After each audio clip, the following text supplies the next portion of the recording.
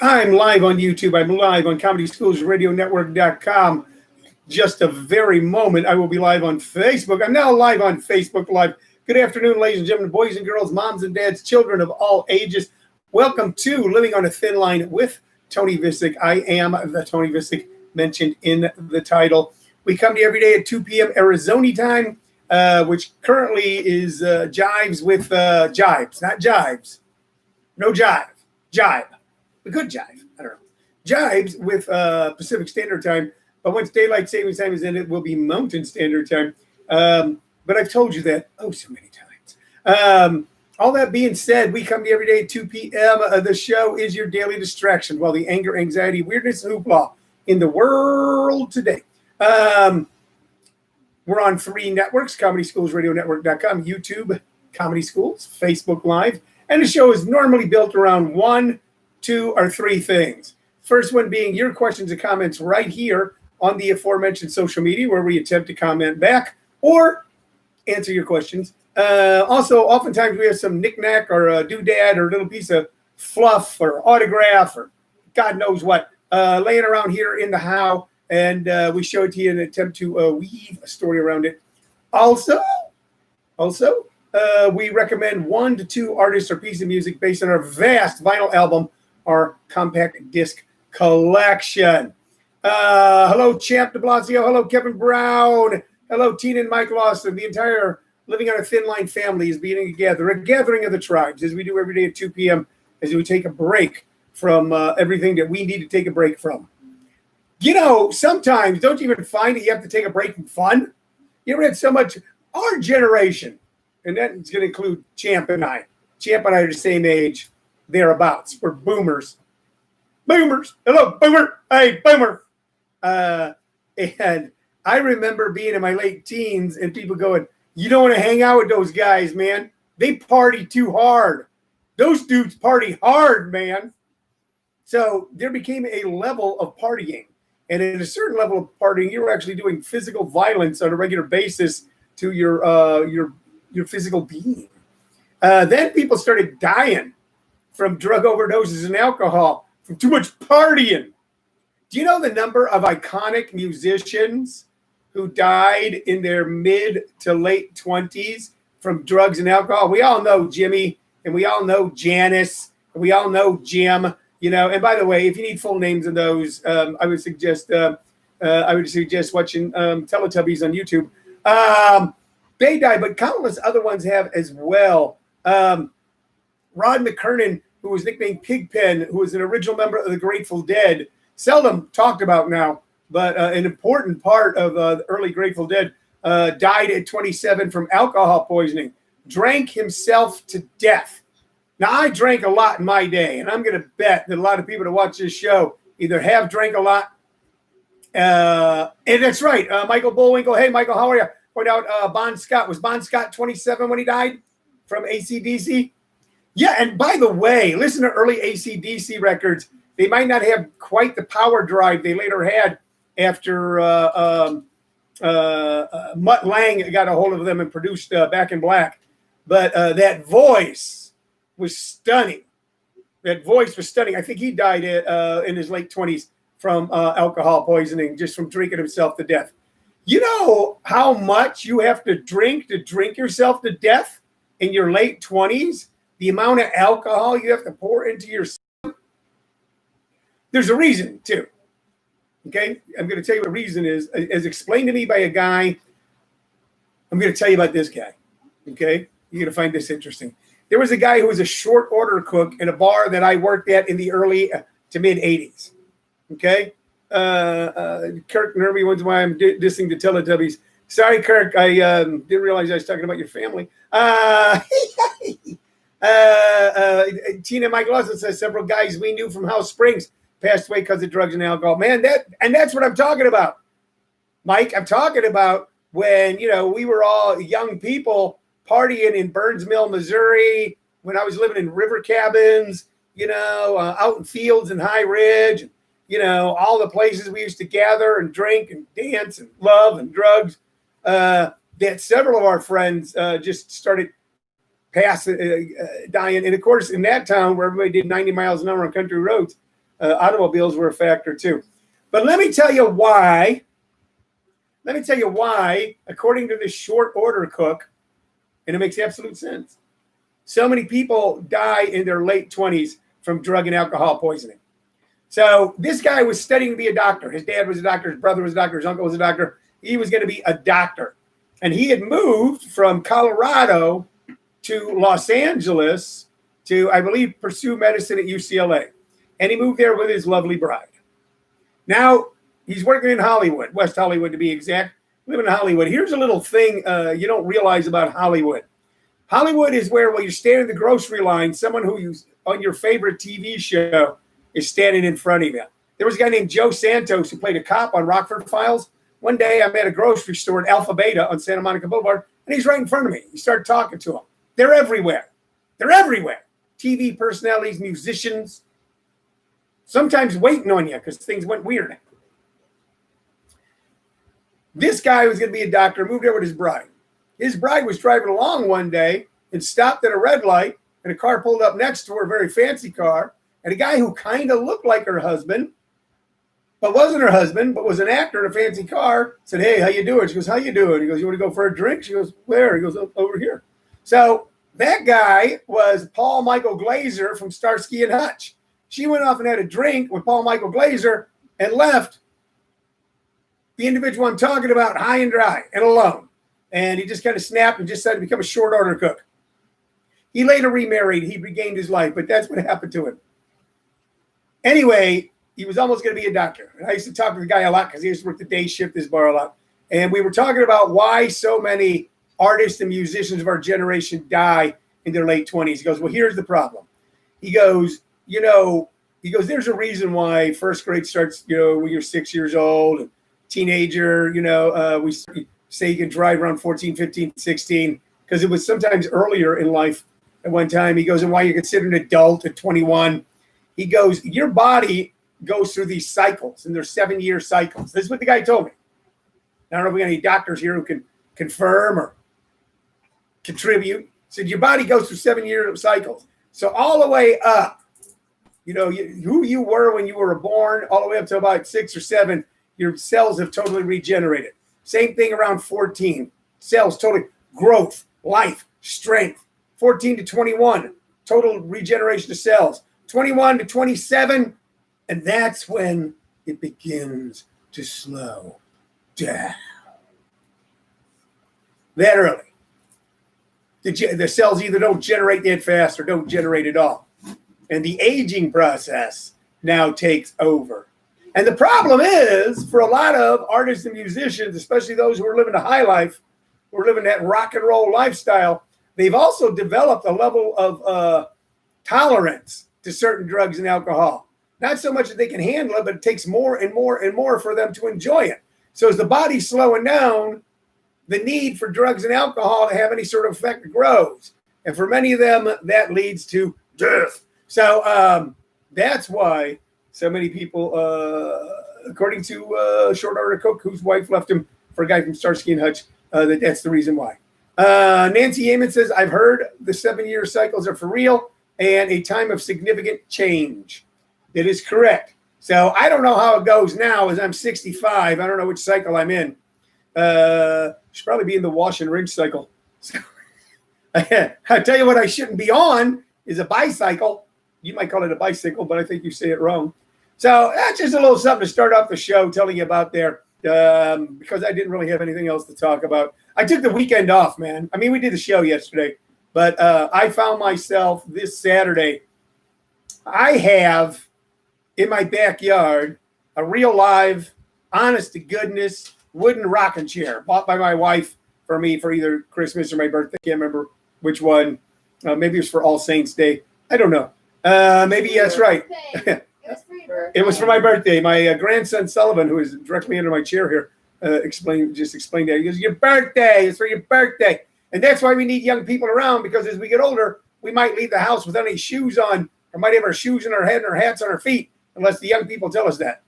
Your age divided by 7 is supposed to be the cycle you're in. So that'd be what? The 8th cycle for me? 9th cycle. I'm right around the 9th cycle, 8th or 9th cycle.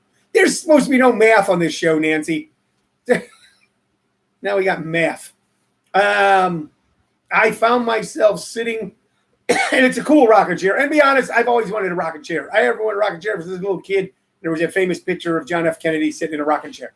So, and speaking of rocking chairs, my good friend Arthur Belkind's here. We think he's the king of the rocking chairs. But I got this rocking chair, and it's in my backyard. It's on my back porch, which is small. Okay, and I found myself, I went there, it was a nice day. You could sit outside. It wasn't too hot, a little humid, and just sat there for about 4 hours, just rocking back and forth, watching the world go by.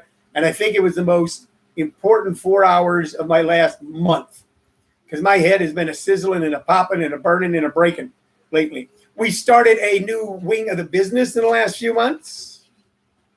Yes, right. That's right, Arthur. Now I'm off my rocker. That's right. So you mean literally because I'm not sitting on it. That's funny. It's funny.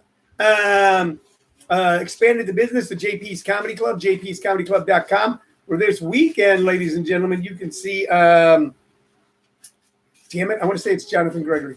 But I might be wrong. Shirley, you want to double check jpscomedyclub.com real quick?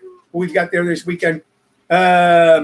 Paul Whitney says they need to come up with a rocker chair that plays rock music. Yeah, like rock me, baby. Rock me all night long. Rock me, baby. Rock me, baby. So we could start doing rocking chair songs all day. So that's what I did. So we started a new business, jpscomedyclub.com, where every Thursday through Saturday you can see some of the top headliners, not only in the city, not only in the state. What's that? Jonathan Gregory. I was right, damn it. This weekend at JP's Comedy Club, it is Jonathan Gregory.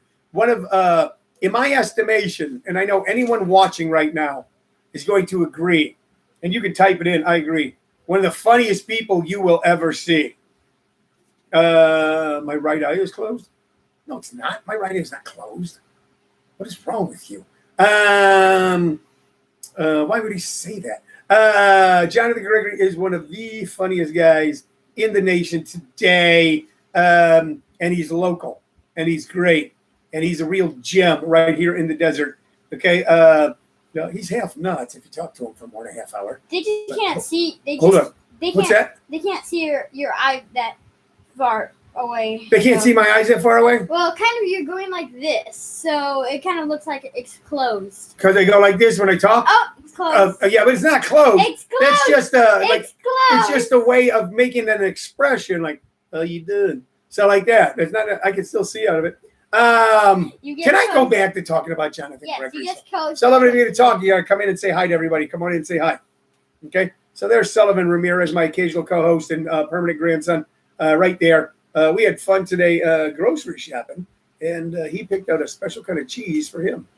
But I got to tell you one thing about the cheese in this house. When in this house, you never have to ask who cut the cheese, because it's me. Jonathan Gregory. This show's going off the rails already. Jonathan Gregory, JP's Comedy Club, jpscomedyclub.com, 860 East Warner Road. I will be there tonight teaching one of my so fun to teach, and I hope so fun to take stand-up comedy workshops. You can find out about all that stuff by going to JP's website or minecomedyschools.com. That's one of the things we started doing. I became the chair of a political social. Hello, Solomon Diaz.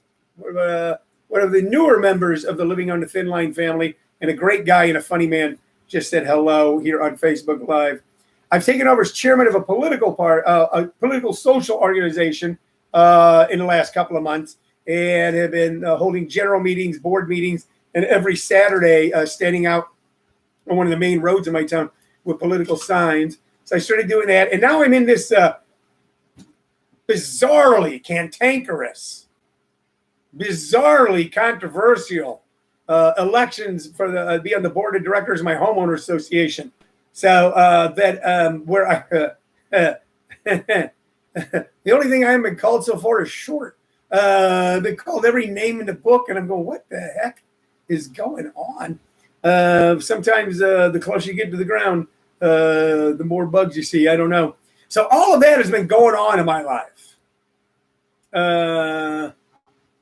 Let's see. Champ says, I just got knocked off your show and just got back on. That's happening. You live in West Virginia. All right, but you're back, and that's good. Don Shell, one of our old friends, like Mike Lawson from Missouri, has joined us. So I've got 3 new things going on besides running workshops on Zoom and living a life. New expansion at JP's Comedy Club, taking over as the chairman of a social political organization here in my town. And now something I wasn't even going to do this time, run for the board of directors position of HOA. I did it for 2 years.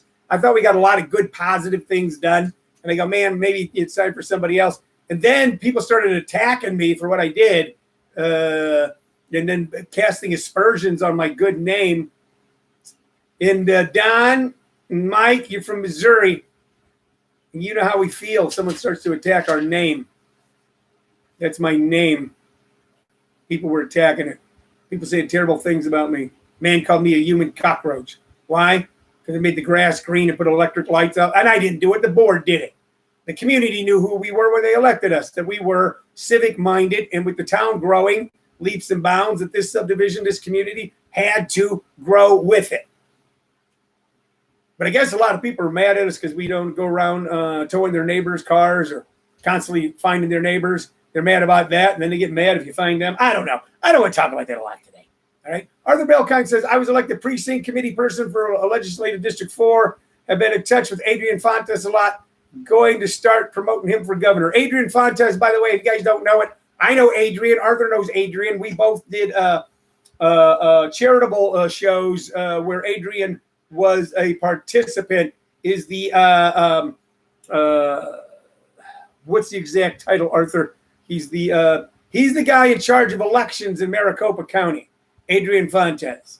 He's the guy making sure that the ballots get in, the ballots get counted, and everybody has a right to vote. And damn, I have seen few people as good at their job as Adrian is. His belief and his ability to make that belief come true, that everybody, every citizen in Maricopa County has a right to vote. Before he was I believe it's secretary, there was an election out here where you had lines that were 2-3 hours long. Now, he's reduced a lot of that. He's opened up polling places. That's right. In Red, Arizona, we've got a man who's making sure that everybody has the ability to vote and that the process isn't made so cumbersome that it's a de facto vote suppression. Adrian Fontes. All right. You know what? We're bouncing all over the wall here today. And I hope it's the same way where you live. Now, my wife and I, Shirley, out here in Maricopa, we got a great mayor.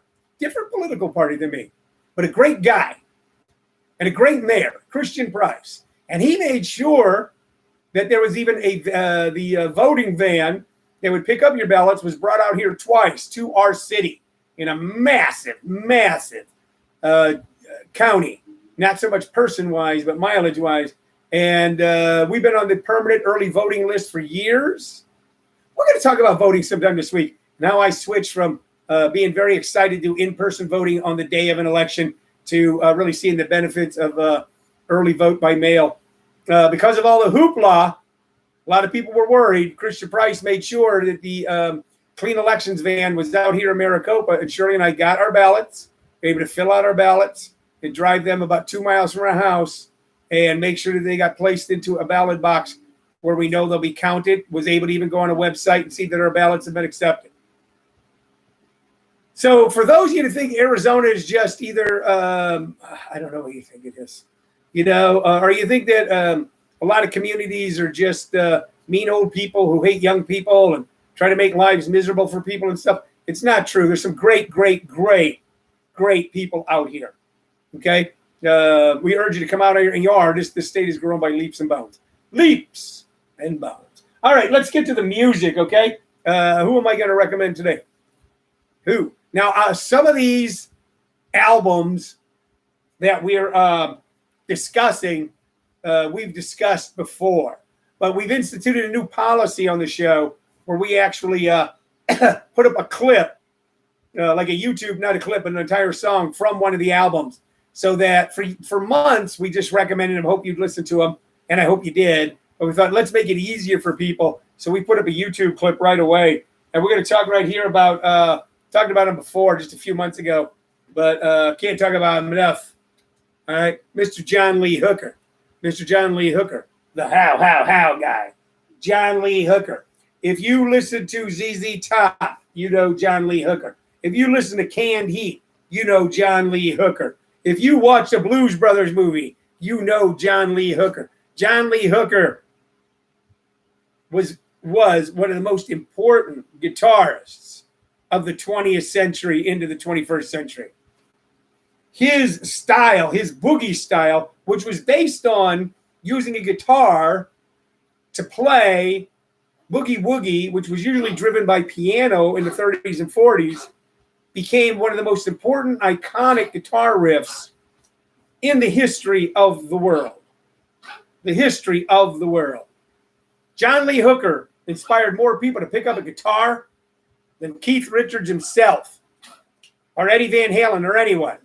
He inspired that whole generation of people, kids, poor kids, broke kids, white kids, black kids, brown kids, sitting in their homes, listening to the radio, to pick up a guitar and give us the gift of music. And they became his boogie chillin'.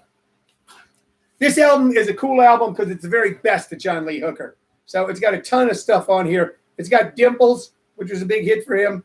Boogie Chillin', which is just an ass kicker. Little Wheel, Crawlin' King Snake, No Shoes, Tupelo, Side B, Drugstore Woman, Boom Boom, Hobo Blues, I'm in the Mood, Whiskey and Women, and Dusty Road. Now, the song we're going to recommend is going to be Boogie Chillin'. I would recommend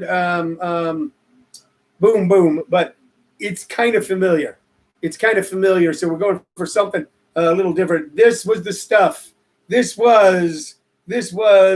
a true progenitor. Okay. Now this album talks about him starting out. He came from that magical place where poverty met ambition down in the plantations in Mississippi near Tupelo, I believe in Tutwiler. Okay, where the massive plantations where so many of our great blues artists rose up from. Came from there, went to Chicago, reached out to the world, did stunning, stunning stuff. Illiterate, could not read or write, but man, could he write a song. So if you want to hear something, you go, oh, wow. How long ago did this song, Boogie Chillin', I actually think comes from the 1940s. The 1940s, but still resonates today. He was first introduced to me, not as a person. I never met him as a person, unfortunately, but musically by a bunch of kids from Woodland Hills, California, that formed a group called Canned Heat. Canned Heat is now one of the forgotten classic rock bands of the 60s, as we're listening to the Zeppelin and the Doors and all the things that you could love from back then. Canned Heat's fallen a little bit by the wayside. They put out an album right around in the late 60s, right around 1970, called Hooker and Heat. They made him go, wow, what is this? Because the first time I ever heard a John Lee Hooker riff was at a dance hall in Missouri that at the time I think was called the Thunderbird. It's in a little strip mall back, chucked up against a hill full of trees and a field full of weeds. There was a little broken down retail outlet, and somebody opened up a teen dance hall there and being bands in from St. Louis to play for us. And there was a band that played the Canned Heat Boogie. And I remember sitting there as a kid, like 12, too scared to ask any girls to dance and trying to be careful not to head over to one side of the dance hall where a bunch of tough kids were. They would just like beat you up. What are you doing here, punk? And just being mesmerized by this rhythm done by this local band. When I asked them, I go, what is that? And they go, it's called the Canned Heat Boogie by Canned Heat. And I was hooked on that rhythm, hooked on that melody. Later on, listen to the album, listen to what Canned Heat did. And when ZZ Top came out with Tres Hombres and did not Jesus Just Left Chicago, but what is the name of the tune? It's about the whorehouse. They did that. I'm going, wait a minute, that's Canned Heat. Wait a minute, that's John Lee Hooker. But no one, everybody's going, we don't care, man, it's really good. But you can't take away from what ZZ Top did. Okay, John Lee Hooker has lived with us and been in our hearts and souls for almost all of us since before we were born. And his music will be hereafter. And if you want to hear something that kind of gets you down low and makes you feel high without having to take a single drink or drug, you're going to want to listen to LaGrange. Thank you, Don Shell. That was the ZZ Top tune, LaGrange, which is about a house of prostitution in Texas. That was a John Lee Hooker riff. You're going to want to listen to John Lee Hooker. So for some reason, some way it's regenerating, and now it's posted up 3 times in the comments, Boogie Chillin'. So sometimes Facebook does some crazy things. So check that out, okay? Check out John Lee Hooker. I got to wrap it up. I'm glad I hung out with you guys today. No bobbleheads today. No controversy. A lot of dogs barking. Okay? There's either someone's come by my door to ask me to vote for somebody, or the cops are coming to get me. You never know. All right. My name's Tony Vicich. Thanks a lot for watching. I'll see you tomorrow at 2 p.m. This has been Living on a Thin Line. Bye-bye.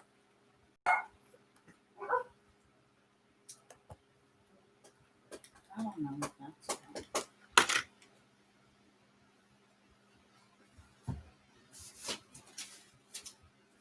Did you go check, sorry? Is there a car out there? I didn't see anything. There's nothing. Nope. The dogs like to be barking.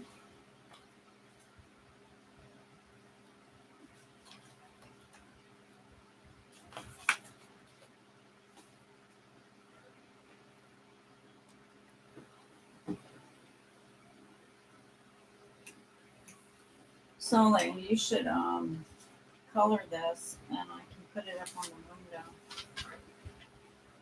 What color? Orange and black. How?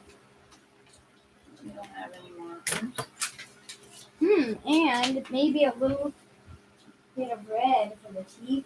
Mm-hmm. I can actually make another one. It's easy. You just make a smiley face. 2 smiley faces. 1 big one. First you make the small one. Then you make the big one. And they both have to be touching them.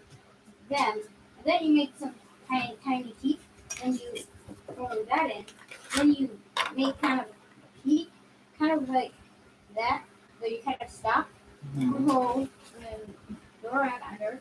And do that. Stop. Go around under. Like same thing. And then yeah. Kind of it.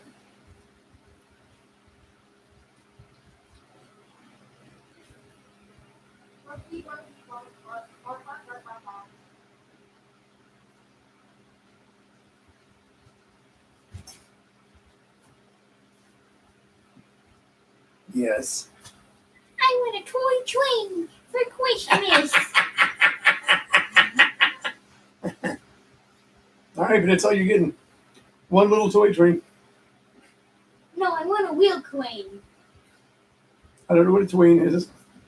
You mean like Mark Twain, the writer? The guy who wrote Huckleberry Finn? Train. Train, rolling down the track. No, I want a train. Not like that. Not a song. An actual train that can run people over. That type of train. You might run before. I got a list.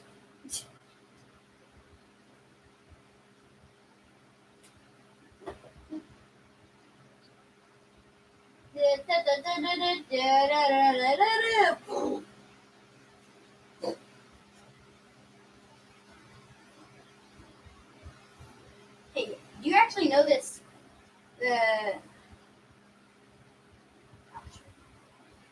The codes to this? I don't. I think this is it. Wait, so who's he famous for?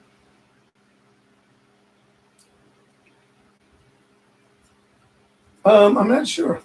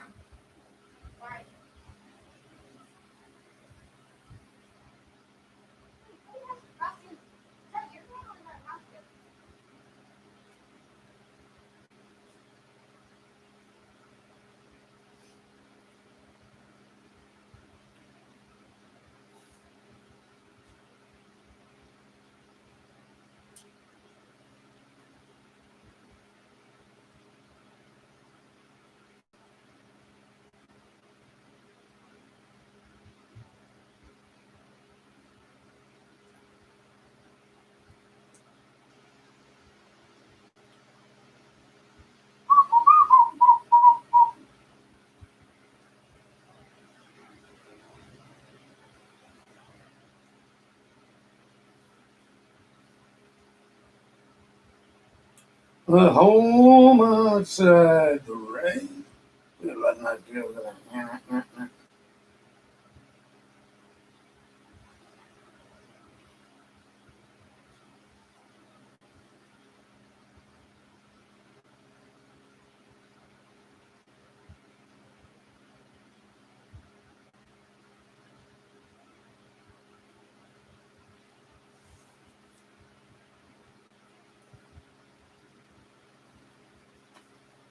Do you like squeaky toys? I like squeaky toys. Do you like squeaky toys? Mm.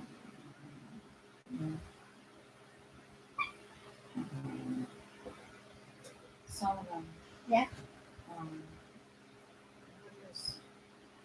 What are the animals doing? They're just sitting around. I don't know what Ray's doing.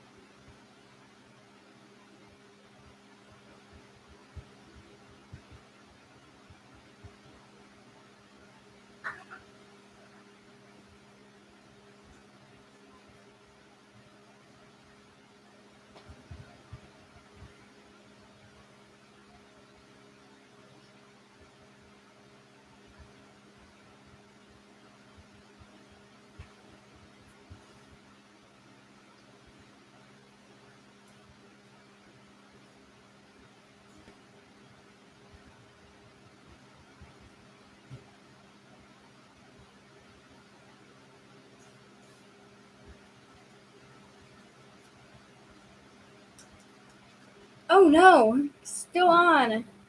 It's still on, yeah. Oh my God, turn it off.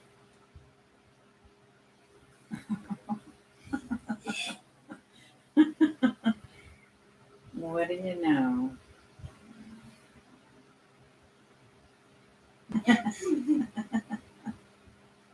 Did you do anything silly? Kind of, I was like, oh man, It's turned on. It's turned on.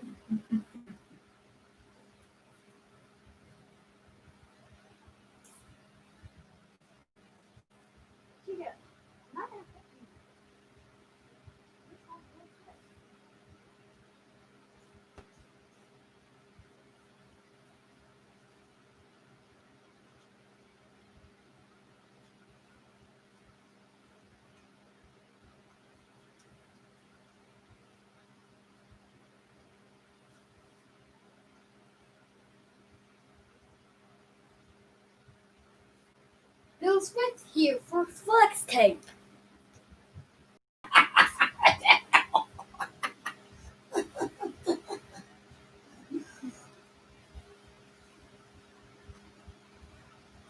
All right, Grandma's gonna get a bite to eat and then take a nap. I don't have a. Ugh. Ugh.